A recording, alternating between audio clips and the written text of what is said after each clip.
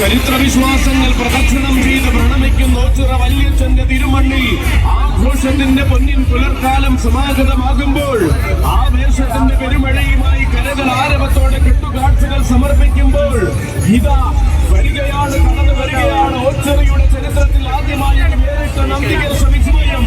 അതെ, ഓച്ചിറയുടെ വിശ്വാസ ഭൂമിയെ പുളകം കൊള്ളിച്ചുകൊണ്ട് ചരിത്രമിറങ്ങുന്ന ആദിനാടിന്റെ മണ്ണിൽ നിന്നും കടന്നു വരികയാണ് ഒരു വിസ്മയം. കടന്നു വരുന്നു 5 ലോഹങ്ങൾ ചേരുന്ന പഞ്ചലോഹത്തിൽ അനാദിനാഥ പൊരുളായ പരബ്രഹ്മത്തിനായി നിർമ്മിച്ച നന്ദികേശൻ പ്രൗഢിയിലും പകിട്ടിലും ഒന്നാമനായി തീരുവാൻ ആദിനാടിന്റെ മണ്ണിൽ നിന്നും കടന്നു വരുന്ന വീരനായകൻ നന്ദികേശ സൂര്യൻ, ആദിനാട് നീലകണ്ഠൻ.